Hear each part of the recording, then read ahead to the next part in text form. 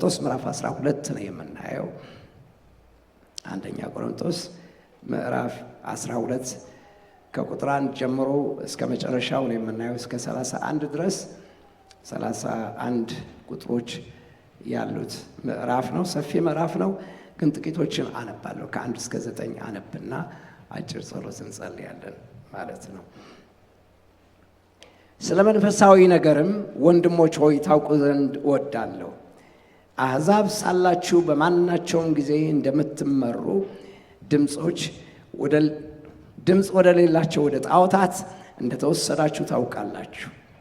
ስለዚህ ማንም በእግዚአብሔር መንፈስ ሲናገር ኢየሱስ የተረገመ ነው የሚል እንደሌለ በመንፈስ ቅዱስም ካልሆነ በስተቀር ኢየሱስ ጌታ ነው ሊል አንድ ስንኳ እንዳይችል አስታውቃቸዋለሁ ካለ በኋላ ከዚህ በኋላ ያሉት ሐሳቦች ናቸው የምፈልጋቸው። ከቁጥር 4 ጀምሮ እስከ መጨረሻ ያሉት ሐሳቦች ናቸው። የጸጋ ስጦታም ልዩ ልዩ ነው፣ መንፈስ ግን አንድ ነው። አገልግሎትም ልዩ ልዩ ነው፣ ጌታም አንድ ነው። አሰራርም ልዩ ልዩ ነው፣ ሁሉን በሁሉ የሚያደርግ እግዚአብሔር ግን አንድ ነው። ነገር ግን መንፈስ ቅዱስን መግለጥ ለእያንዳንዱ ለጥቅም ይሰጠዋል። ለአንዱ ጥበብን መናገር በመንፈስ ይሰጠዋልና፣ ለአንዱም በዚያው መንፈስ ዕውቀትን መናገር ይሰጠዋል። ለአንዱም በዚያው መንፈስ እምነት፣ ለአንዱም በአንዱ መንፈስ የመፈወስ ስጦታ፣ ለአንዱም ተአምራትን የማድረግ፣ ለአንዱም ትንቢትን መናገር፣ ለአንዱም መናፍስትን መለየት፣ ለአንዱም በልዩ አይነት ልሳን መናገር፣ ለአንዱም በልሳናት የተነገረውን መተርጎም ይሰጠዋል። ይህ ሁሉ ግን ያ አንዱ መንፈስ እንደሚፈቅድ ለእያንዳንዱ ለብቻው እያካፈለ ያደርጋል የሚለው ሐሳብ በጣም ኢንትረስቲንግ የሆነ ሐሳብ ነው። we have only a portion of grace። ጸጋ ሁሉ ተሰብስበው በአንድ ሰው ላይ ተከምሮ አይታይም ጨርሶ። we have only a portion of grace። ከጸጋው ተከፍሎ ነው የተሰጠን እንጂ ጸጋ ሁሉ ተሰብስቦ የተሰጠው ሰው የለም። that's why አንዱ ለሌላው የሚያስፈልገው ማለት። ስለዚህም ደግሞ ከዚህ በኋላ ወደ አካል ውስጥ ይገባል። ስለ አካሉ ጉዳይ ነው ዛሬ በጣም አጥብቀን እንድናየው የምፈልገው። አካልም አንድ እንደሆነ ብዙ ብልቶችም እንዳሉበት፣ ነገር ግን የአካሉ ብልቶች ሁሉ ብዙዎች ሳሉ አንድ አካል እንደሆነው ክርስቶስ ደግሞ እንዲሁ ነው። አይሁድ ቢሆን የግሪክ ሰዎችም ቢሆኑ ባሪያዎች ቢሆኑ ጨዋዎችም ቢሆኑ እኛ ሁላችን በአንድ መንፈስ አንድ አካል እንድንሆን ተጠምቀናልና ሁላችንም አንዱን መንፈስ ጠጥተናል እያለ ከዛ በኋላ ስለ አካል ጉዳይ መናገሩ ይቀጥላል። አጭር ጸሎት እንጸልይ። እግዚአብሔር አምላካችን ሆይ እናመሰግንሃለን። ክብር ምስጋና ለአንተ ይሁን። አቤቱ በቃልህ ተናገረን፣ በመንፈስ ቅዱስም ደግሞ ቃልህን አንተ አጽናው። በኢየሱስ ክርስቶስ ስም አሜን። ሐሳቡ ምን ብየዋለሁ? ርዕሱ ምን ብየዋለሁ? የዚህ መልእክት የክርስቶስ አካልና የብልቶች ድርሻ ብየዋለሁ። የክርስቶስ አካልና የብልቶች ድርሻ ብየዋለሁ። ስለዚህ ምዕራፍ በጠቅላላ ነው የምናየው እንዳልኳችሁ ቅድም። መግቢያ የሚሆነው ሐሳቦች ማንሳቴ በጣም አስፈላጊ ነው። ምክንያቱም መተርጎም ያለብኝ ነገር ስላለ ዝም ብለን በቀላሉ ፎር ግራንትድ የምንወስዳቸው ብዙ ነገሮች ስላሉ መተርጎም አለብኝ። አካል የሚለው ሐሳብ ቁጥር 12 ይቅርታ፣ ቁጥር 12 ቁጥር 14 ላይ ተጠቅሷል። አካል የሚለው ሐሳብ በተደጋጋሚ እንዳውም በዚህ ምዕራፍ ተጠቅሶ እናገኘዋለንና the body of Christ የሚለው ሐሳብ አካል የሚለውን ሐሳብ መተርጎም አለብን። አካል የሚለው ሐሳብ ቤተክርስቲያንን ወይንም የአማኞች ህብረትን ወይንም ደግሞ አዲሱ የክርስቶስ ህብረተሰብ የምንለው the new community የምንለው ያ የክርስቶስ አካል የሆነ ስብስብ አካል የምንለው ይሄ ነው። የክርስቶስ የአማኞች ስብስብ ነው። ስለዚህም ደግሞ አዲሱ የክርስቶስ ስብስብ የምንለው ይሄ ኮሚኒቲ ነው። ቤተክርስቲያን አካል የሚለውን ሐሳብ የሚይዘው ማለት ይሄ ነው። ኤፌሶን ምዕራፍ 2 ላይ ከቁጥር 11 እስከ 12 እስከ 22 ልታዩት ትችላላችሁ። ስለዚህ በዚህ ቦታ ላይ ስናይ ይህ አካል የሚለው ሐሳብ ክርስቶስ አይደለም። ማይንዲዩ አካል የሚለው ሐሳብ ክርስቶስ አይደለም። በቆላስይስ ምዕራፍ 1 ቁጥር 18 ላይ እርሱም የአካሉ ማለትም የቤተክርስቲያን ራስ ነው በሚልበት ጊዜ ቤተክርስቲያንን እና ክርስቶስን አንድ ማድረጉ አይደለም፣ ኢኩዌት ማድረጉ አይደለም፣ አንድ ቦታ ላይ ማስቀመጡ አይደለም ጨርሶ። እንዳውም ከነጭራሹ ይሄ ክርስቶስ የአካሉ ማለትም የዚህ ህብረተሰብ አዲሱ ህብረተሰብ የተባለው አካል የአይሁዶችና የአሕዛብ ቅምር የሆነው ይሄ አዲስ ህብረተሰብ የምንለው የሱ የበላይ ነው። ስለዚህም ደግሞ ባለቤት ነው፣ አውራ ነው ማለት። ስለዚህ አካል ክርስቶስ አይደለም፣ ክርስቶስም አካሉ አይደለም። ስለዚህ ከመጀመሪያው ጀምሮ እሱን ብናገር በጣም ጥሩ ነው። ሁለተኛው ማንሳት ያለብን ሐሳብ አለ። ቤተክርስቲያን ማለት ምን ማለት ነው? አሁን ይሄ በጣም ምንድነው የሞኛ ሞኝ ጥያቄ ነው የሚመስለው። እና አካል ማለት ምን ማለት ነው? ወይ ምንድን ነው? ወይ አካል ምንድነው? ቤተክርስቲያን ምንድን ነች? ወይ ማን ነው ከነጭራሹ የሚለው ጥያቄ መጠየቃችን በጣም አስፈላጊ ነው። ለረጅም ዓመታት ቤተክርስቲያን ስለ ቤተክርስቲያን ጉዳይ ብዙ ጥናት ያጠና ፉለር ቴዎሎጂካል ሰሚናሪ እና እዛ ነው የተማርኩት። እኔ ግን የኔ ፕሮፌሰር አልነበረም፣ ስኩል ኦፍ ሚሽን ነው የሚያስተምረው የነበረው። ግን በጻፈው መጽሐፍና ባጠናው ጥናት መሰረት የተረጎመው አተረጓጎም አለ። እሱን ሰጣችሁና ከዛ ወደ ዝርዝር ሐሳቤ እሄዳለሁ። ቤተክርስቲያን ምን ማለት እንደሆነ ለማየት እንዲያመችን ምን አለው? 4 ነገሮች ናቸው። እኔ በሆን እናንተን በሆን ጽፋለሁኝ።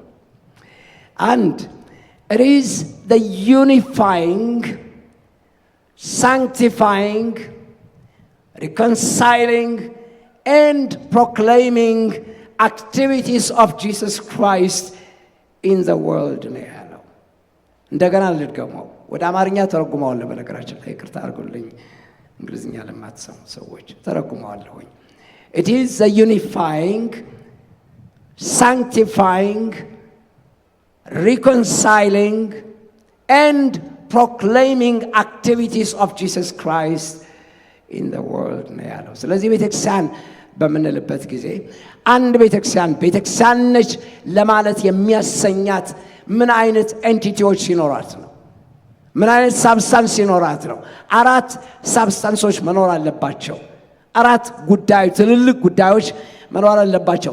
አንደኛ አንድነቷን መጠበቅ የምትችል ስትሆን ብቻ ነው ቤተክርስቲያን ማለት የምንችለው።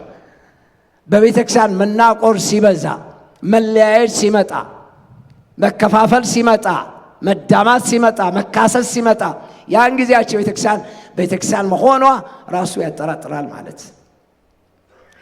ሁለተኛው ነገር ደግሞ ሳንክቲፋይንግ የቅድስና ጉዳይ ፕራይመሪ ስራዋ የሆነ ለመቀደስ ራሷን የሰጠች መሆኗን እርግጠኛ ስንሆን ብቻ ነው። ቅድስና በእግዚአብሔር ቤት በማይኖርበት ሰዓት ያቺ ቤተክርስቲያን ያን ጊዜ ኮስችን ማርክ ውስጥ ትገባለች ማለት። እንደ ቲያጥሮን ቤተክርስቲያን ፍቅር ከመቼውም ጊዜ የበለጠ እንደሚበዛ አውቃለሁ አለና፣ የሚገርመው ነገር ግን ፍቅራቸው ግን it was actually a dirty game፣ የመዳራት የዝሙት የርኩሰት ፍቅር ላይ ነበረው በመካከላቸው። ያሆን ቅድስና የሌለው አይነት ፍቅር በመካከላቸው በጸናበት ጊዜ ያቺ ቤተክርስቲያን ምን ያህል ጌታ እንደተጸየፋት ልታይ ትችላላችሁ። እንዳውም በአልጋ ላይ ጥላት አለው አለ። በመከራ በአሳር አልጋ ላይ እንድትወድቅ አድርጋታለሁ ሲል ነው የምንመለከተው። ስለዚህ ልታይ ትችላላችሁ። ቅድስና እንደ ዋና ነገር መውሰድ የማትችል ቤተክርስቲያን ነች ማለት አንችልም። ሶስተኛው ቤተክርስቲያን ነች ማለት የምንችለው እርቅ ስታውቅ ነው።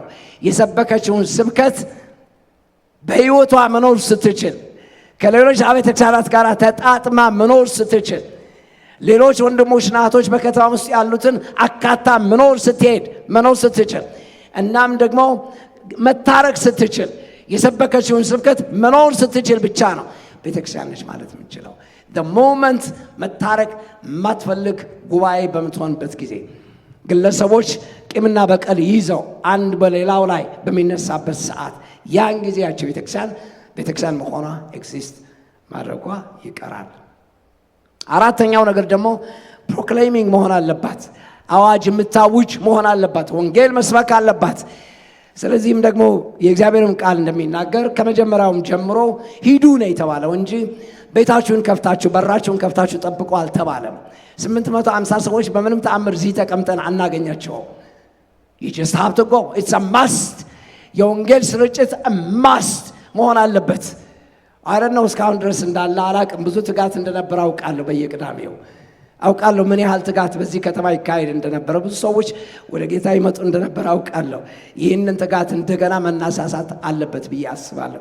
ወንጌል ማወጅ አንዱ ምልክታችን ነው። ቤተክርስቲያን መሆናችንን ከሚያሳውቁ 4 ነገሮች አንዱ ይሄ ስለሆነ፣ ስለዚህ አንድነቷን መጠበቅ የምትችል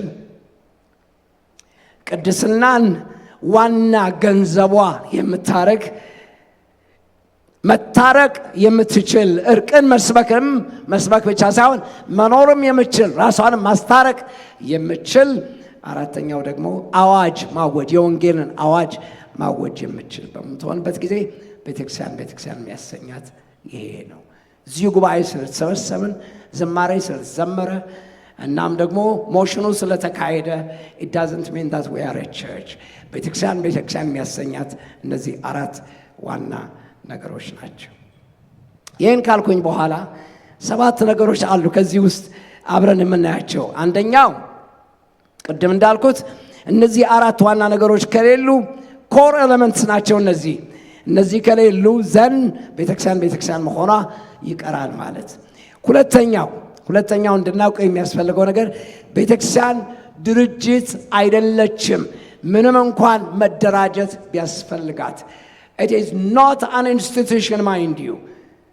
እንደ ድርጅት እንደ ማህበር እንደ ምናምን አርጋቸው ወስዳችሁ ከሆነ it is not, mind you። የክርስቶስ አካል ጉዳይ ነው የምንነጋገረው ያለን። we are talking about the body of Christ። ከዚህ የተነሳ ክቡር የሆነ ነገር ነው። እንደማናቸውም ድርጅት አፋቸው አሞጣምጣችሁ መናገር የምትችሉበት አይነት ጉባኤ አይደለም ይሄ ጉባኤ ክቡር ነው። ይሄ ጉባኤ ብዙ ሴንሲቲቪቲ የሚጠይቅ ነገር ነው። ብዙ ማስተዋል የሚጠይቅ ነገር ነው። ሽማግሌዎች ከዚህ በኋላ የምትወስኗቸው ውሳኔዎች በሙሉ you have to always consider the body። የክርስቶስ አካል ያንጻል ወይ? አካሉ ይታነጽበታል ወይ? ይባረክበታል ወይ? ወይስ አካሉን ይጎዳል ወይ ብሎ ማሰብ በጣም አስፈላጊ ነገር ነው። ስለዚህ ቤተክርስቲያን ድርጅት አይደለችም ምንም እንኳን መደራጀት ቢያስፈልጋት። ሶስተኛው ቤተክርስቲያን የሙት ባህር አይደለችም፣ ስታቲክ አይደለችም፣ ዳይናሚክ ነች። እንዳውም ኦርጋኒክ ነች፣ ኦርጋኒዝም ያላት ነች። ከነጭራሹ ህይወት ያላትና ህይወትንም ጀነሬት ማድረግ የምትችል ነች። ስለዚህም ደግሞ በጣም ዳይናሚክ የሆነች መሆን አለባት ቤተክርስቲያን ማለት። ስለዚህ ስታቲክ አይደለችም። አርምሞ ላይ ያለ ጸጥታ የተሞላበት ምንም አይነት ረብሻ የማይታይበት አይደለም። not necessarily ቤተክርስቲያን ዳይናሚክ ነች፣ ህይወት ያላት ነች፣ ህይወትንም ጀነሬት ማድረግ የምትችል ነች። አራተኛው ቤተክርስቲያን ይህ የምንሰበሰብበት ህንጻም አይደለችም። I'm sorry በጣም ውብ ህንጻ ነው የገዛ ነው። አይ ነው 4 ሚሊዮን ያወጣ ነው። አይ ነው 4.5 ሚሊዮን I know it's precious። ግን በጣም ይቅርታ አድርጉልኝ፣ ቤተክርስቲያን ግን ይሄ አይደለም። ይሄ ቤተክርስቲያን ይሄ ህንጻ እግዚአብሔርን ኮንቴይን ሊያደርገው አይችልም። ህንጻው እኛ ነን፣ ቤተ መቅደሱ እኛ ነን፣ ታቦቱም ጌታ ራሱ ነው። ስለዚህም ደግሞ ቤተክርስቲያን ይሄ ህንጻ አይደለም። ምንም እንኳን ህንጻ ለእግዚአብሔር የተቀደሰ ሊሆን ቢችልም ይህን ስፍራ ቀድሶታል እግዚአብሔር። ዱር የነበረበት አይ ቲንክ እንደሰማሁት ከሆነ የሲኔማ ቤት ነው የነበረው። የሚገርመው ነገር ቀደሰ እግዚአብሔር ለራሱ ክብር የስሙ የሚጠራበት ስፍራ አድርጎታል። ቦታ ይቀድሳል እግዚአብሔር። ግን ነው ደግሞ ቤተክርስቲያን ይቺ አይደለችም። ቤተክርስቲያን እሄዳለሁ ስትሉ ምን ማለታችሁ? ቤተክርስቲያን እሄዳለሁ ስትሉ አዲስ ኪዳን ነው የሚታያችሁ፣ ህንጻው ነው የሚታያችሁ። አይ ነው but it's a false notion። I am not going ወደ ህንጻው አይደለም የሚሄደው ያለሁት፣ ከክርስቶስ አካል ጋር ለመገናኘት ነው የሚሄደው ያለሁት። ኮሚዩን ለማድረግ ከእናንተ ጋር ኮሚዩን ለማድረግ ነው የምመጣ ያለሁት። እዚህ ስመጣ ህንጻው አይደለም የሚታየኝ፣ እናንተ ነው የምታዩኝ። እናንተ ናችሁ፣ በውስጣችሁ ያለው ጸጋ ነው የሚታየኝ። በእናንተ መካከል በመሆኔ ምክንያት የማመልከውን አምልኮ ነው የሚታየኝ እኔ። So the church is not really ይሄ የማየው ህንጻ አይደለም። ቤተክርስቲያን ሄዳለሁ ስንል እኔና መባ ስንሄድ ይሄ ህንጻ አይደለም የሚታየን፣ የክርስቶስ አካል ነው የሚታየን። have the vision ማለት ነው። ወደ ቤተክርስቲያን ሄዳለሁ ስትሉ ምን ማለታችሁ ነው? ወደ ህንፃው አይደለም የምትመጡት ያላችሁት፣ ወደ ክርስቶስ አካል ነው የምትመጡት ያላችሁት። ይሄ ማወቅ ይገባል። አምስተኛው ቤተክርስቲያን ግለሰብ አይደለችም። በሁለት ጆሮአችሁ ስሙኝ። ቤተክርስቲያን ግለሰብ አይደለችም ማለት ፓስተሩ ቤተክርስቲያን አይደለም፣ ወይም ሽማግሌዎችም ቤተክርስቲያን አይደሉም፣ ወይም ደግሞ ፓስተሩና ሽማግሌዎች የሁለቱ ቅምርም ቤተክርስቲያን አይደሉም። ማይንድ ዩ they are representing አካሉን ወክለው ነው። ቤተክርስቲያን እንደዚህ ወስናለች በሚሉበት ሰዓት ልክ ናቸው። ምክንያቱም አካሉን ወክለው ስለሆነ የሚወስኑት ያሉት። የሰማችሁኝ ያላችሁት? ስለዚህ ቤተክርስቲያን አንድ ግለሰብ አይደለችም፣ ወይም የግለሰቦች ስብስብ አይደለችም። ቤተክርስቲያን ጠቅላላ የክርስቶስ አካል እንዳለ ኤንቲቲው ነው ማሰብ ያለብን ማለት። ስለዚህ ከግለሰቦች በላይ ነች ቤተክርስቲያን። ስድስተኛው የምትታየዋ ቤተክርስቲያን the visible church ምናያት ቤተክርስቲያን አጥቢያ ቤተክርስቲያን አንደኛ ብዙ ነች። በየከተማው አለች፣ በየአገሩ አለች፣ በየምናምኑ አለች። ደግሞ የሚገርመው ነገር አይነተ ብዙ ነች። ዝብርቅርቅ ያለ ህይወት ያለው ጉባኤ ያለባት ነች። ስለዚህም ደግሞ ይቅርታ አድርጉልኝ፣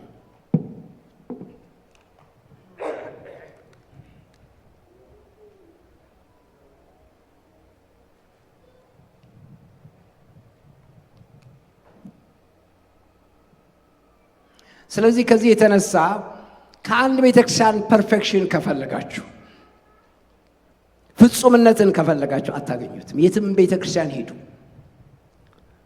ዶክተር ቢል ግርሃም አንድ ጊዜ ያሉትን ነገር መንሽን ያደረኩ ይመስለኛል። ብደግመው ጥሩ ነው።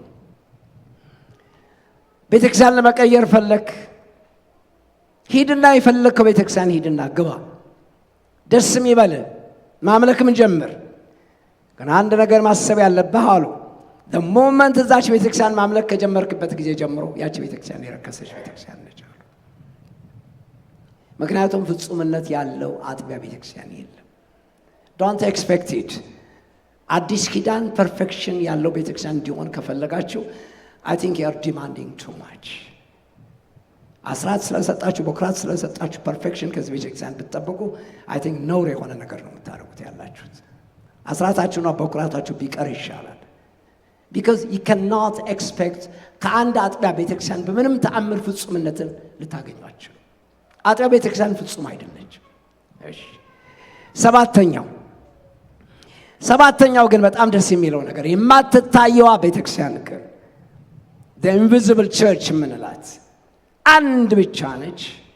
ያውም ንጽሕት ነች፣ ያውም ቅድስት ነች፣ ያውም ሙልእት ነች፣ እንከን የሌላት ነች፣ በጌታ ዓይን የከበረች ነች እና አንድ ነች ደግሞ በዓለም ላይ።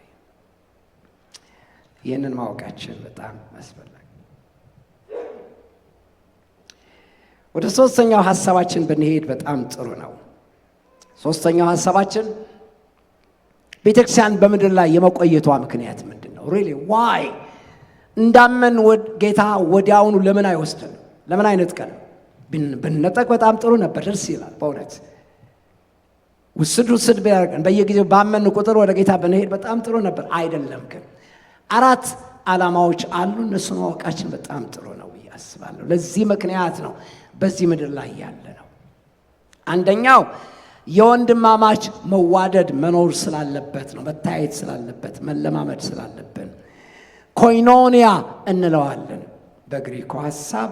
ኮይኖኒያ የወንድማማቾች መዋደድ የምንለማመደው እዚህ ምድር ላይ ስለሆነ ነው። በዚህ ምክንያት ነው። አንደኛ ዮሐንስ ምዕራፍ 13 34 እና 35 ላይ ማየት ትችላላችሁ። ሮሜ ምዕራፍ 13 ቁጥር 8 ላይ እና አንደኛ ጴጥሮስ ምዕራፍ 1 ቁጥር 22 ላይ ማየት ትችላላችሁ። የቅዱሳን አንድነት በጣም ወሳኝነት ስላለው ነው። ሁለተኛው የጌታችን ኢየሱስ ክርስቶስ ጌትነትን በቃልና በስራ ለመግለጽ እንዲያመቸንም ጭምር ነው። በግሪኩ ሐሳብ ከሪግማ እንለዋለን። በቃልም በስራም መገለጽ ስላለበት የጌታ ኢየሱስ ክርስቶስ ሕይወት ጌትነቱ አለበለዚያ በምን ይታወቃል? በሕይወታችን መስረጹ፣ የጌታ ጌትነት ሕይወታችን እያሸነፈ መምጣቱ ጉልበት እያገኘ መምጣቱ የምናውቀው በተግባርና በስራ በቃልና በስራ በሕይወታችን እየተገለጠ ሲመጣ ለማየትም ጭምር ነው በዚህ ምድር ላይ ያለ ነው። ሮሜ ምዕራፍ 10 ቁጥር 9 ላይ አንደኛ ቆሮንቶስ ምዕራፍ 12 ቁጥር 3 ላይ ማየት እንችላለን። ሶስተኛው የአገልጋይነት መንፈስ እንድንለማመድም ጭምር ነው። ሰርቫንትሁድ አቲቲዩድ ኖሮን በትህትና በቅንነት በእግዚአብሔር ቤት እንዴት ማገልገል እንዳለብን ለማየትም ጭምር ሕይወታችንን እየገዛን ሌሎችን ሰዎች ለማገልገል እንዲያመቸን። አሁን ዲያቆናት የምንላቸው አክቹዋሊ ዲያቆናት እንዳው ታይትል ወሰዱት እንጂ እውነትም አዲስ ኪዳን ላይ ቅድም እንዳነበብነው ለብቻቸው ዲያቆናት ተጠቅሰዋል። የሚገርመው ነገር ግን የዲቁና አገልግሎት ለሁላችን የተሰጠው ዲያኮንያ እንለዋለን። የአገልጋይነት መንፈስ መኖር አለበት። ፑልፒት ላይ ወጥቶ ማገልገል አንድ ነገር ነው። ፑልፒት ላይ ወጥቶ መዘመር አንድ ነገር ነው። ፑልፒት ላይ ወጥቶ ማስተማር መስበክ በጣም ቀላል ነገር ነው። የሚገርማችሁ ነገር ግን ሰርቫንትሁድ አቲቲዩድ ግን ሌላ ታሪክ ነው። ግቢ እንደገባችሁ አዳራችሁ ስትገቡ ወረቀት ወድቆ ስታዩ ማንም ሳያችሁ አውጥታችሁ ጠርጋችሁ መውሰድ። ሰርቪስ የሚያስፈልጋቸው ሰዎች ወደ እግዚአብሔር ቤት መምጣት እየተገባቸው መኪና መንዳት ስለማይችሉ ያልቻሉትን ሰዎች እንደሱን ሰርቭ አድርጎ ወደ እግዚአብሔር ቤት ማምጣት።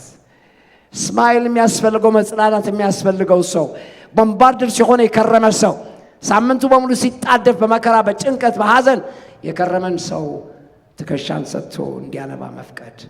ጣቴ ሰርቪስ እዚህ ወጥቶ የሚሰበክ አይደለም። እሱ ሰው አፕሪሼት የሚያደርገው ነገር አይደለም፣ የሚታይ ነገርም አይደለም።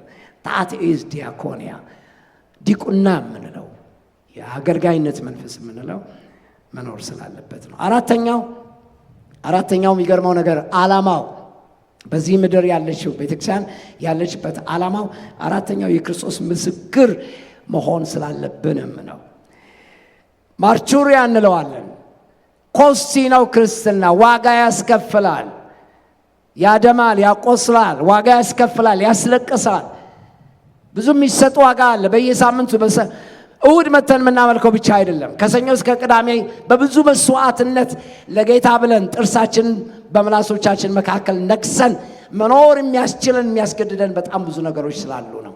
ከሪግማ የምንለውን ያክል ማርቹሪያ የምንለው ለዚህ ነው። መስዋዕትነት በተሞላበት ሁኔታ ጌታን አስከብሮ ማለፍ፣ በመስዋዕት ራስን እየገዙ ራስን እየደቆሱ በመከራም በችግርም ጌታን ማስከበር አስከብሮ ማለፍ በጣም ትልቅ ነገር ይመስለኛል። ይሄ በጣም ወሳኝ ነገር ነው። 4 ምክንያቶች ናቸው ብያለሁ። ይበቃናል። አሁን ወደዚህ ወደ ዋናው ሐሳቡ እንምጣ። ከቁጥር 4 ጀምሮ እስከ መጨረሻው ያሉትን ሐሳቦች የምናይበት ጊዜ ነው። ስለዚህ ሁለተኛው ሐሳባችን እሱ ነው ማለት የክርስቶስ አካልና የብልቶች ድርሻ የሚለውን ሐሳብ እኔ የምንመለከተው ከቁጥር 4 ጀምሮ እስከ 31 ያሉት ሐሳቦች የሚያውቅ ሐሳብ ነው የሚሆነው። ምን ብየዋለሁ? ርዕሱ ኳይት ኢንትረስቲንግ። ምክንያቱም እዚህ ላይ ተመልከቱ፣ ቁጥር 4 እስከ 6 የተጠቀሱ ሐሳቦች ተመልከቱ። የጸጋ ስጦታም ልዩ ልዩ ነው ካለ በኋላ መንፈስ ግን አንድ ነው ይለዋል። አገልግሎቱም ልዩ ልዩ ነው ካለ በኋላ ጌታም አንድ ነው ይለዋል። አሰራርም ልዩ ልዩ ነው ካለ በኋላ ሁሉን በሁሉ የሚያደርግ እግዚአብሔር ግን አንድ ነው ይለዋል። እግዚአብሔር አብ አለ፣ እግዚአብሔር ወልድ አለ፣ እግዚአብሔር መንፈስ ቅዱስ አለ። the tri-unity እዛ ውስጥ አሉ ማለት። ስለዚህ ምን አልኩት እኔ? ዩኒፋይድ ዳይቨርሲቲ አልኩት። tri-unity ነው። ሶስትም ናቸው አንድም ነው። አምላካችን አይደለም። ስላሴዎች 3 ናቸው፣ ግን አንድ አምላክ ነው። 3 አማልክት አናመልክም። ከዚህ የተነሳ የጸጋ ስጦታም ይሁን ወይንም አገልግሎትም ይሁን ወይንም አሰራርም ይሁን ሞዴል መደረግ ያለበት it is after the Trinity። የስላሴዎች አሰራርና ውህደት እና አንድነት ያላቸው ዩኒቲ ኢን ዳይቨርሲቲ ያላቸው ሁኔታ አይተን አስበን በዚያ መሰረት ነው የጸጋ ስጦታም ማገልገልም ወይም አገልግሎትም ቢሆን አሰራርም ቢሆን በዚህ ምክንያት መለማመድ ያለብን ከዚህ የተነሳ ነው። ስለዚህ ሥላሴዎች እንደ ሞዴል አድርገን እንወስዳቸው ይገባናል ብዬ አስባለሁ። ምናልባት ብሪፍሊ እነዚህ የጸጋ ስጦታዎች ስለተጠቀሱ ከቁጥር 9 ጀምሮ እስከ ቁጥር 11 ድረስ የተጠቀሱትን 9 የጸጋ ስጦታዎች አሉ። በነገራችን ላይ የጸጋ ስጦታዎች በጣም ብዙ ናቸው። ስለዚህ እነዚህ ናቸው ብላችሁ አታስቡ፣ አትወስኗቸውም። ሐዋርያ ጳውሎስ ዓላማው አልነበረም እነዚህ ናቸው የጸጋ ስጦታዎች ብሎ ለማለት አይደለም። አብዛኛዎቹ ሰዎች አይ ቲንክ በጣም ፋስ የሆኑ ኤክስትሪም አልትራ ስፒሪቹዋሊዝም የሚሰማቸው ሰዎች the fivefold ministries ምናምን እያሉ ያውጃሉ። ዋረበር የሚዘባርቁት ነገር ብዙ ነገር አለ፣ ምንም አይገባኝም። በነገራችን ላይ fivefoldም አይደለም 4 ናቸው ከነጭራሹ። ምክንያቱም 5ኛው ላይ 4 እና 5 በአንድ ላይ ነው ያጠቃለለው፣ አስተማሪዎችና መጋቢዎች ነው ያለው። ስለዚህም ደግሞ አንድ ጸጋ ነው። ስለዚህ እነዚህ ጸጋ ስጦታዎች 9 ናቸው፣ ግን በ3 ልክፈላቸው። አንደኛ የመገለጥ የጸጋ ስጦታዎች አሉ፣ ወይም ጊፍትስ ኦፍ ሬቨሌሽን የምንላቸው ዊዝደም፣ ናውሌጅ፣ ዲሰርንመንት። እነዚህ ጥበብ፣ እውቀት እና ምንድነው መናፍስትን መለየት የሚሉት ሐሳቦች ከሬቨሌሽን ጋራ ከመገለጥ ጋራ አብረው የተገናኙ ናቸው። አንድ ካታጎሪ ናቸው። ሁለተኛዎቹ ተመልከቱ። ሁለተኛዎቹ ደግሞ ቨርባል ጊፍትስ የምንላቸው ደግሞ አሉ። የንግግር የጸጋ ስጦታዎች ደግሞ አሉ። አንዱ ለምሳሌ ተመልከቱ፣ ፕሮፌሲ አለ፣ ትንቢት። እና ሁለተኛው ደግሞ ተመልከቱ፣ ታንክስ፣ በልሳን የመናገር ነገር። ሶስተኛው ደግሞ ኢንተርፕሬቴሽን፣ በልሳን የተነገረውን መተርጎም ራሱ የቻለ ነገር ነው። የንግግር የጸጋ ስጦታዎች ናቸው እነዚህ ደግሞ። ሶስተኛዎቹ ደግሞ አሉ። ሶስተኛዎቹ ፓወር ጊፍትስ የምንላቸው የኃይል የጸጋ ስጦታዎች የምንላቸው ደግሞ አሉ። 3 ናቸው እነዚህ የኃይል የጸጋ ስጦታዎች፣ ተአምራትን የማድረግ የእምነት ሥራ የማድረግ እና ሶስተኛው ደግሞ የፈውስ ስጦታ መለማመድ። እነዚህ 3ቱ የኃይል የጸጋ ስጦታዎች እንላቸዋለን። እነዚህ ሁሉ ግን ፋንክሽን የሚያደርጉት የሚሰሩት በምን አሰራር መሆን አለበት? ቅድም እንዳልነው በሥላሴዎች ነው ሞዴል መደረግ ያለባቸው።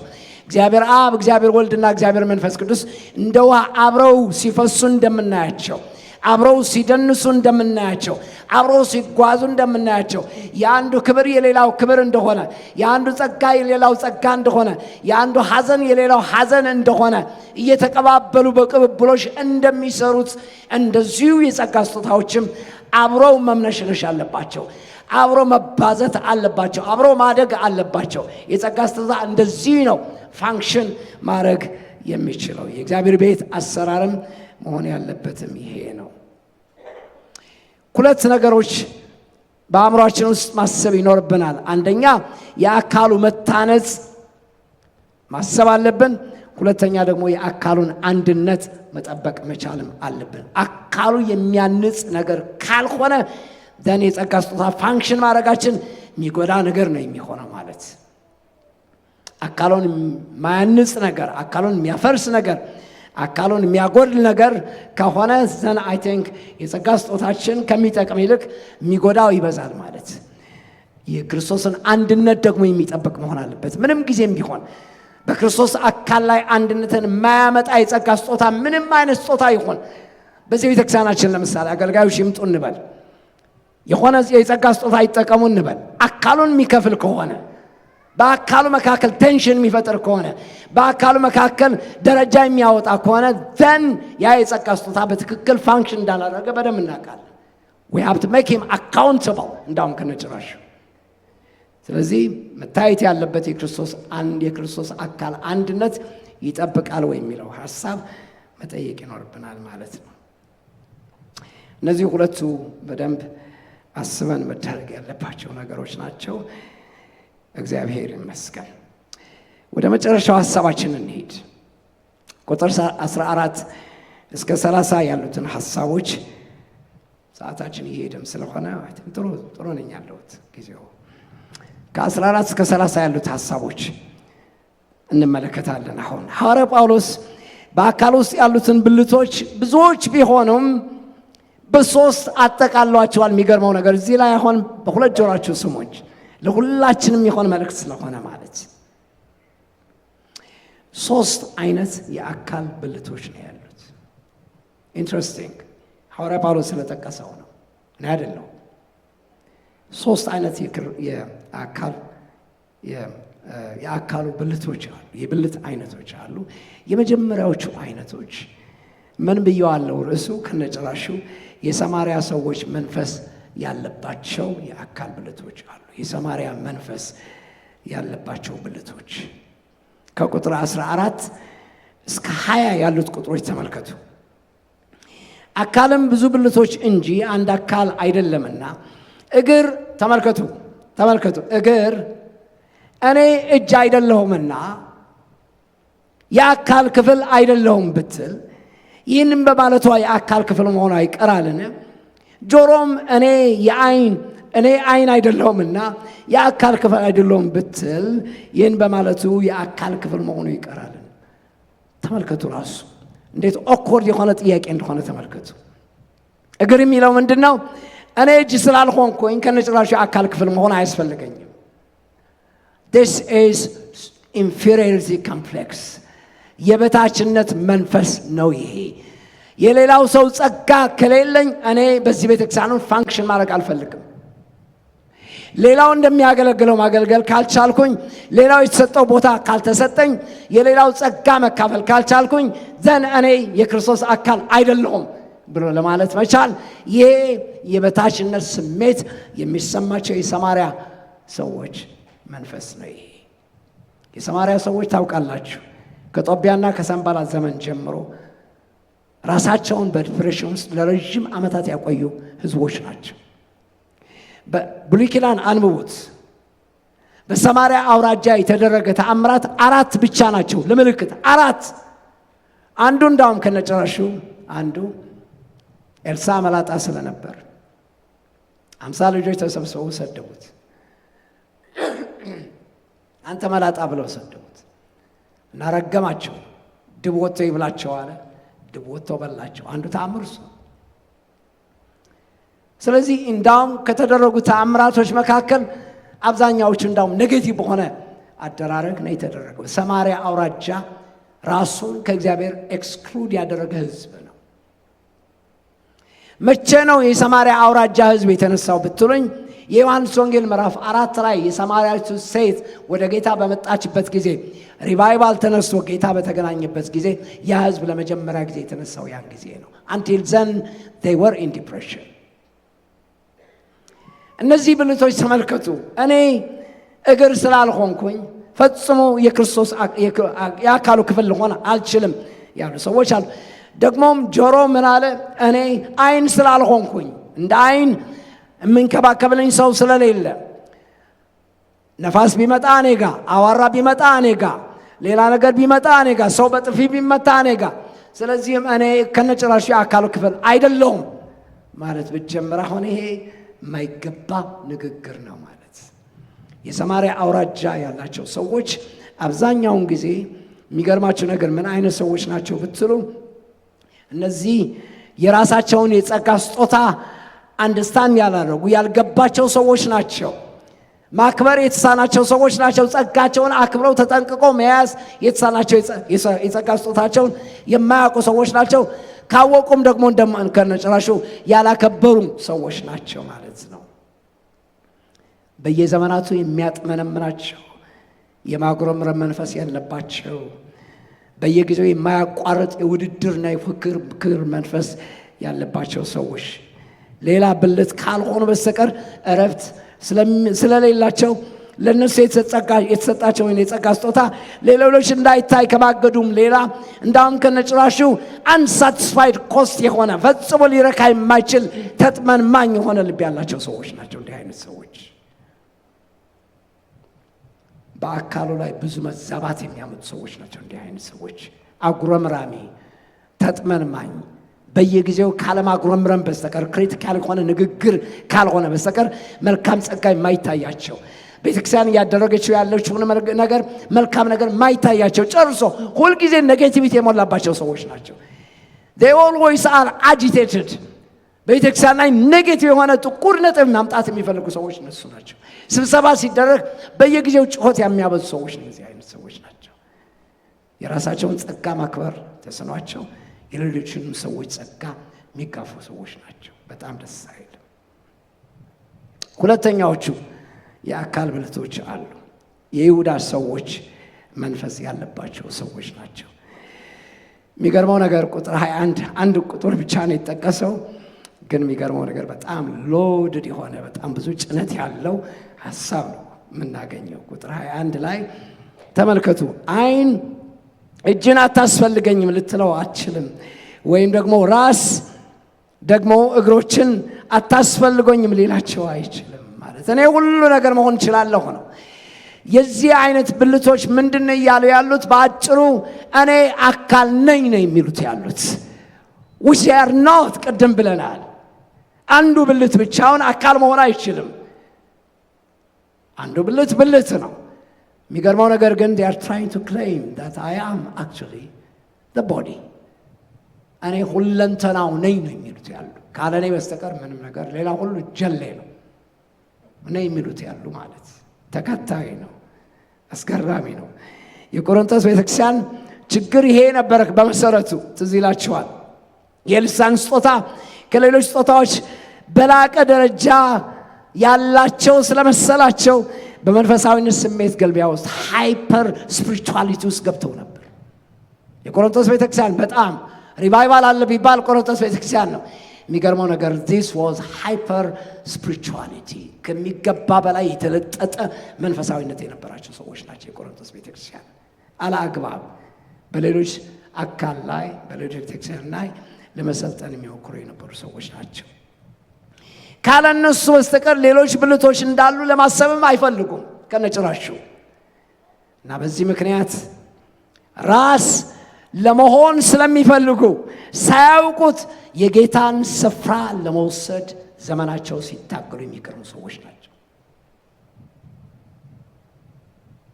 ጌታ ራሱን ነው ለመሆን የሚፈልጉት፣ አካሉን ነው ለመሆን የሚፈልጉት፣ ቁንጮ ለመሆን ነው የሚፈልጉት፣ የሰው ሁሉ ዓይን በእነሱ ላይ እንዲያርፍ ነው የሚፈልጉት። ይሄ ደግሞ በጣም በጣም አደገኛ የሆነ አካሄድ ነው። ታውቃላችሁ የይሁዳ ሰዎች በጣም በብዙ ትዕቢት የተወጠሩ ሰዎች ናቸው። ምክንያቶች ነበራቸው። አንደኛ በመንፈሳዊነት ረገድ ከወሰዳችሁት ሁሉም መንፈሳውያን ሰዎች ከይሁዳ አውራጃ ነው የወጡት፣ ነቢያትም ጭምር። እነዚህ ጸሐፍት ሰዱቃውያን እና ፈሪሳውያን፣ እነዚህ ሁሉ ከዛ ነው የወጡት። ስለዚህም ደግሞ በመንፈሳዊ ረገድ አፐርሃንዱ ነበራቸው። ሁለተኛ በገንዘብ አንጻር ከወሰዳችሁ ሀብታሞች ብቻ አይደሉም። ሀብታምና ባለጸጋ የተለያየ ነው ብያቸዋለሁ። ሀብታም ማለት እንደ ብሩክ ማለት እግዚአብሔር ባርኮታል። that's fine ደስ ይላል ማለት ምንም በቃ እግዚአብሔር ሲባርክ ሰው በጣም ደስ ይላል። I'm so happy for him። ያ አንዳንዶቹ በጣም ኤክሰል አድርገዋል። እዚህ መካከላችን አሉ። ስማቸውን ባላነሳ ጥሩ ነው። ደስ ይላል። ሀብታሞች ድሆችን የሚያስተዳድሩ ናቸው። ባለጸጎች ግን ሀብታሞችን የሚያስተዳድሩ ሰዎች ናቸው። ስለዚህ ይሁዳ አውራጃ ሀብታሞች ብቻ አይደለም የነበሩት። የሚገርመው ነገር ባለጸጎች ነበሩ። ኤክስትሪም ሀብት የነበራቸው ሰዎች ነበሩ። ኢንፋክት በዓለም ላይ ሁለተኛው ትልቁ ባንክ በዓለም ላይ ከሮም ቀጥሎ ሁለተኛው ባንክ የነበረው በኢየሩሳሌም ያውም ደግሞ በእግዚአብሔር ቤተ መቅደስ ውስጥ ነው የነበረው። ፎሬን ካረንሲ የሚካሄድበት ባንክ የነበረው በእግዚአብሔር ቤት ነው። ሃንድል የሚያደርጉት የነበሩ ሰዎች የይሁዳ አውራጃ ሰዎች ናቸው። they were powerfully rich። ስለዚህም ደግሞ ከዚህ የተነሳ ትዕቢት ነበራቸው። ሶስተኛው ከፖለቲካ አንጻር ካያችሁ ደግሞ ሰዱቃውያን ከሮማውያን ቀጥሎ እስራኤልን አንቀጥቅጠው የገዙ ዓለማትን የሚያንቀጠቅጡ ሰዎች ሰዱቃውያን ነው የነበሩት። ስለዚህ ደግሞ they were the upper hand የነበራቸው ሰዎች ናቸው። ፖለቲካውም ዓለም ብልቱ የሚያውቁ ሰዎች ናቸው። they were superior። በዚህ ምክንያት ልባቸው ከመጠን በላይ ትዕቢታቸው ይሄ ነው ሊባል አይቻልም። የይሁዳ ሰዎች የሰማርያ አውራጃ ላለመርገጥ ሳምሃው ዙሪያ ነው የሚሄዱት። ታውቃላችሁ፣ እዛ ታሪክ ውስጥ አልገባም። ታውቃላችሁ ብዙ ሰዋኪው ስለሰበከ።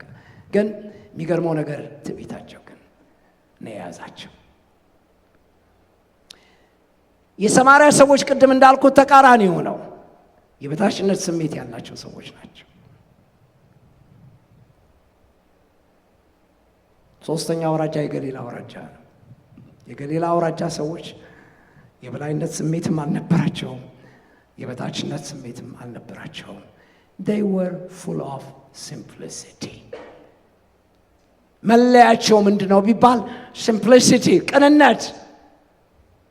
ስለዚህ ጌታ ሌሊቱን በሙሉ ሲጸልይ አደረና 12 ደቀ መዛሙርት መረጠ። very interesting ምርጫ። 12ቱ ደቀ መዛሙርት ሲመርጥ ያደረገው ምርጫ አስገራሚ ምርጫ ነው። የበላይነት ስሜት ይሰማቸው ከነበሩ ሰዎች መካከል የተመረጠው አንድ ደቀ መዝሙር ብቻ ነው። ያውም ጌታን አሳልፎ የሰጠው የይሁዳ አስቆሮቱ only one switch on። የበታችነት ስሜት ይሰማቸው ከነበሩ ሰዎች ከሰማርያ አውራጃ አንድም ሰው ሲመረጥ አናይም። አንድ ለምልክት አንድ 11ዱም ደቀ መዛሙርት ከገሊላ አውራጃ ነው የተነሱት። የሐዋርያት ሥራ ምዕራፍ 1 ቁጥር 11 ላይ ተመልከቱ። እናንተ የገሊላ ሰዎች ሆይ፣ እነዛ ሁለት መላእክቶች ስለምን አይናችሁ ወደ ላይ አንጋጣችሁ ትመለከታላችሁ? አሁን ሲሄድ እንዳያችሁት ጌታ ተመልሶ ይመጣል የተባለላቸው የገሊላ ሰዎች። ምክንያቱም ኦልሬዲ ይሁዳ ራሱን አጥፍቷል፣ የለም። የሐዋርያት ሥራ ምዕራፍ 2 ቁጥር 5 ላይ በልሳን መናገር ሲጀምሩ እና ተገርመው ብዙ ሰዎች ምን አሉ? እነዚህ የገሊላ ሰዎች አይደሉምን ሲሉ ነው የምናያቸው። ምክንያቱም ሁሉም የገሊላ ሰዎች ናቸው። my point is here በእግዚአብሔር ቤት ሰርቫይቭ ላርግ ካላችሁ ኮምፕሌክሲቲ በእግዚአብሔር ቤት አይሰራም። ውስብስብነት በእግዚአብሔር ቤት አይሰራም። አጥመንማኝ የሆነ ልብ አይኖራችሁ። በትዕቢትም አትወጠሩ፣ በሆነ ምክንያት አትወጠሩ። ምናችሁ የሚያስቆራ ነገር የለውም። ዘራችሁ ይሁን ምናምንቴ ነው። so what ከምን ተወለዳችሁና እናምን እና so what really ካሰባችሁት ተባራችሁና እናምን there is nothing ሊያስቆራን የሚችል ልባችን ሊያስኮፈስ የሚችል አንድም ነገር የለም ካለ እግዚአብሔር ጸጋ በስተቀር። ወይም እንደ ሰማርያ ሰዎችም አጥመን ማኛቱ አጉረምራሚያቱ በየጊዜው በጌታ ፊት በቀረባቸው ቁጥር የሐዘን ጉርጉሮ አታቅርቡለት። it is abhorring, stop it። ማጉረምረም አይሰራም፣ በእግዚአብሔር ቤት አይሰራም። ተጥመንማኝ የሆነ ልብ አይሰራም። come out of it። በእግዚአብሔር ጸጋ ነው መቆም የምትችሉት። አለበለዚያ ግን ዘመናችሁ ብዙ ኪሳራ የሚያመጣባቸው ዘመናት ነው የሚሆኑት። አላግባብ የሆነ እንባ የምታነሙ ሰዎች አላችሁ። ሪሊ ጀኖን የሆነ እንባ እኔ በጣም ልቤ ነው የሚነካኝ። ከሚያለቅስ ሰው ጋር እኔ ልቤ ፍጹም አይችልም። እኔ ነገራችሁ ልቤ ነው የሚናጠው። እኔ ኮድ ነው እዚህ ውስጥ ነው የሚበጠበጠው። እኔ that's why ጸጉሬ ያለቀው እንደዛ ነው። ኬንያ ነው ያለቀው ጸጉሬ ማለት የህዝቤ እንባ አይቼ ሬፊጂ ካምፕ አብሬያቸው ሳድር አብሬያቸው ሰነበት አይኖርብኝም ነበር። ግን I was 10 ቀን 15 ቀን እየሄድኩኝ ሳገለግላቸው የወደቀውን ልባቸውን ለማንሳት ጌታ ረድቶኝ በዚያ ምድረ በዳ እየሄድኩኝ የተጓዝኩኝ፣ ያውም በትራንታ ኳትሮ የተጓዝኩ በመቸትም አይደለም።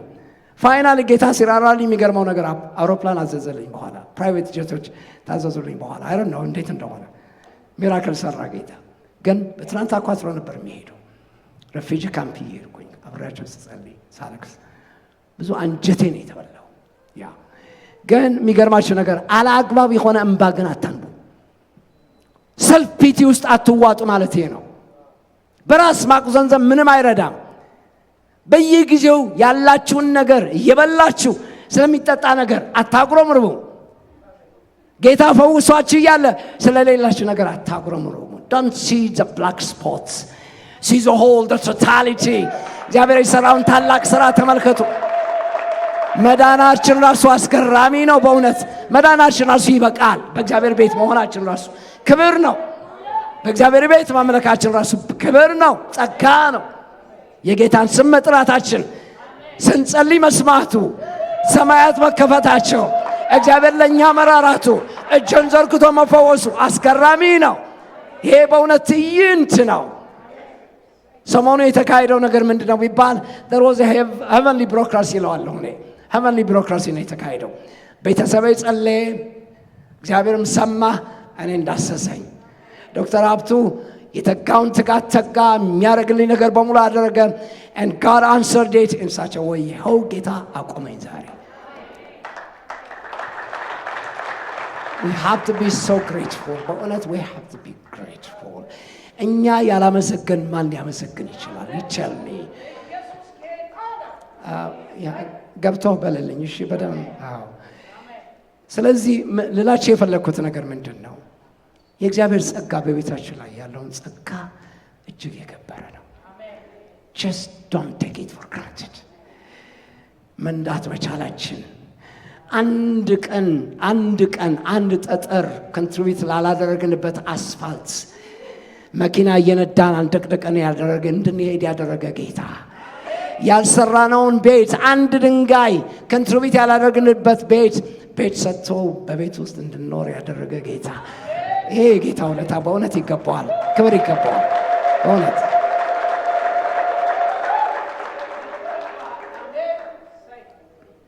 ሶስተኛው ሰዎች የገሊላ ሰዎች ናቸው። በዚህ ጨርሳለሁ። የገሊላ ሰዎች መንፈስ ነው።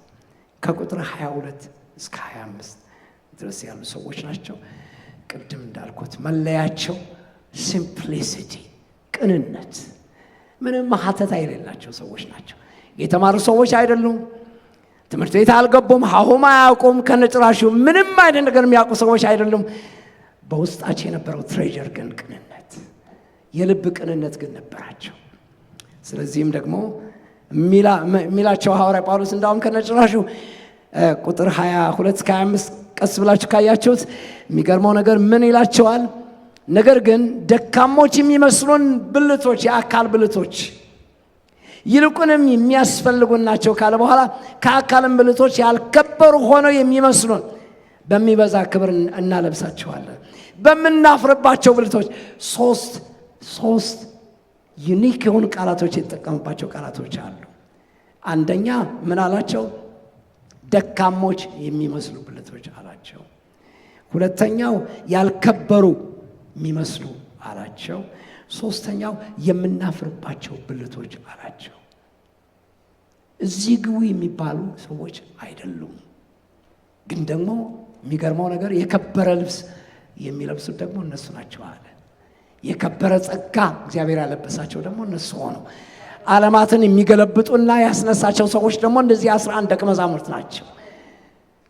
ከገሊላ አውራጃ የመጡ ሰዎች ናቸው 11ዱ። ስለዚህ የበታችነት ስሜትም አይደለም፣ የበላይነት ስሜትም አይደለም። just be simplicity የሞላበት ሰው፣ ቅንነት የሞላበት ሰው መሆን ነው በእግዚአብሔር ቤት። እነዚህ ከድካማቸው በስተቀር የሚያውቁት ስለሌለ ሊታበይ የሚችሉበት አንድም ኤሌመንት በውስጣቸው የለም። በአንጻሩም እንደ ሰማርያ ሰዎች ማሰብ ከሚገባቸው በላይ ከሌላ ሰው ጋር እያነጻጸሩ ራሳቸውን፣ ጸጋቸውን ማቃለል አይቀናቸውም፣ አይሆንላቸውም። አይተውም መቅናት አይቀናቸውም ጨርሶ። በሰው ጸጋ ደስ ይላቸዋል እንጂ የሰውን ጸጋ አይተው ያከብራሉ እንጂ ጌታን በምንም ተአምር ከሌላ ሰው ጋር ራሳቸውን እያወዳደሩ አይኖርም። የእግዚአብሔር ጸጋ ለእነሱ የተሰጠውን ጸጋ አክብረው ተጠንቅቀው ይዛሉ። የሌላውንም ሰው ጸጋ ደግሞ አክብረውና ተጠንቅቀው የሚይዙ ሰዎች ናቸው። ለዚህ ነው ጌታ ከ12ቱም ሐዋርያት መካከል 11ዱም ደቀ መዛሙርት ከነዚህ ሰዎች መካከል የመረጠው። ሰው ቦታም ላይ ነው። ምንድን ነው መጨረሻ እንጥፍጣፊው? the bottom line is, you know what, don't be complex። በጌታ ፊት ስትቀርቡም በጣም ኮምፕሌክስ አትሆኑ። ኢቨን ጸሎታችሁ እንኳን ውስብስብ አታርጉት። የጣፈጠ አማርኛችሁ አይደለም የሚፈልገው። ሪሊ ከልቤ ነው በእውነት this is ridiculous This is not spirituality at all. ይሄ ድርሰት ነው። አንዳንዶቻችሁ ድርሰት ነው የምታቀርቡት። really ስትጸልዩ ድርሰት ነው። really ጸልዩ ስትባሉም ጸልዩ ነው። በጣም የሚገርም አይነት ከየት ነው የሚመጣው አማርኛው? I have no idea። በእውነት ይሄ በጣም ደስ አይልም። የሰውን አእምሮ ኢምፕረስ ለማድረግ አትሞክሩት። ወይም ደግሞ አሕዛብ በንግግራቸው ብዛት እንደሚሰሙ ይመስላችኋልና እንዳለም ጌታ በንግግራችሁ ብዛት በአቃላችሁ ብዛት የአማርኛችሁ ስኬት አሰካክታችሁ መናገራችሁ አይደለም። የጌታ ልብ የሚይዘው እሱ አይደለም። የጌታ ልብ የሚይዘው this simple heart ይቻውን በቃ እኔ ከኔ ምንድነው ያገኘው ብዬ ሳስብ እኔ it is nothing, there is nothing። ጌታን አትራክት የሚያደርገው ነገር በእኔ ውስጥ ምንድነው ያለው ብዬ ምንም ነገር ላገኝ አልችልም። except አንድ ነገር ብቻ ነው የማውቀው። አለማወቄን ብቻ አውቄ በጌታ ላይ ክሊንግ አድርጌያለሁ፣ ተጣብቄያለሁ እኔ ከጌታ ጋር። that's the only thing I know። ማቃት ነገር ምንድነው? ልቤን ሰጠሁት ጌታ። በቃ የልቤ ዙፋን በልቤ ላይ ነገሰ ጌታ። የጌታ ጌትነት በነፍሴ ውስጥ ገባ፣ አለቀ። ከዛ ሌላ ማቀው ነገር የለም። በኔ ላይ አትራክት ያደርገው ነገር የለም። the only thing is ልቤን ፑልፒቱ እንዲሆን ፖዲየም እንዲሆን ሰጠሁት። የሱ ፖዲየም ነው ልቤ። አይከናሽር እዚህ ውስጥ የከበረ የተቀመጠ ነገር አለ። አይከናሽር ምንም ጥያቄ የለውም። I know and I know እነዚህ ሁሉ ዓመታት ያስቀመጠው የከበረ ነገር መዝገቡ አላለቀም። ጌታ እስከሚወስደኝ ድረስ ይቀጥላል። ህይወት እያባዘተ የሚሄድ ያለው ከዚህ የተነሳ ነው። ልቤን ነው የሰጠሁት እኔ። ጌታ ግን በልቤ ዙፋን ላይ ተቀምጦ የሚያስደርገውን ነገር እኔም ራሴ እየተደነቅኩ ነው የማየው። እኔና መባ በዘመናችን ሚስጥር ተደባብቀን አናውቅም። አንድ ቀን ደበቁኝ ብያቸዋለሁ። አይ ቲንክ በቅርብ ፓብሊክሊ ተናግሬያለሁ።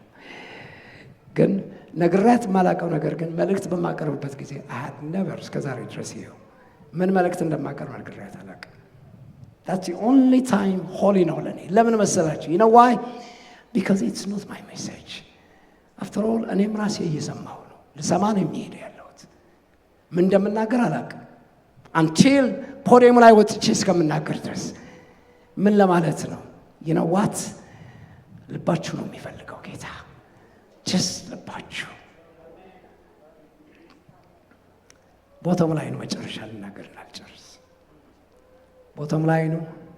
ሐዋርያ ጳውሎስ ያለውን ሐሳብ በዛ በደመድም ጥሩ ነው። ምዕራፍ 12 ቁጥር 31 ላይ ምዕራፍ 12 ቁጥር 31 ላይ ምን አለ? ነገር ግን የሚበልጠውን የጸጋ ስጦታ በብርቱ ፈልጉ ካለ በኋላ ሁለተኛው ሐሳብ ላይ ያለውን ሐሳብ ተመልከቱ። ደግሞም ከሁሉ የሚበልጠውን መንገድ አሳያችኋለሁ ያለው አንድ። ሁለተኛው ነገር ደግሞ ምዕራፍ 14 ቁጥር 1 ላይ ደግሞ ፍቅርን ተከታተሉ እንዳለው የዚህ ሁሉ ቦታው ላይ ነው። ቢጨመቅ በቀኑ መጨረሻ ላይ የጸጋ ስጦታም ተጠቀሙ። በአሰራር ደረጃ ደግሞ እግዚአብሔር በሽምግልና ያስቀምጣችሁ፣ በአመራር ያስቀምጣችሁ ትልልቅ ውሳኔዎች ወስኑ። it doesn't matter። ወይንም ደግሞ አደራረግ እወቁበት፣ አመራር እወቁበት። it doesn't matter። በየትኛውም የጸጋ ስጦታ ተለማመዱ። ብቻ ቦታው ላይ ነው። የመጨረሻው የቀኑ መጨረሻ ተፈጻሚ ምንድነው የሚባል ፍቅር ነው። እግዚአብሔር ይባርካችሁ።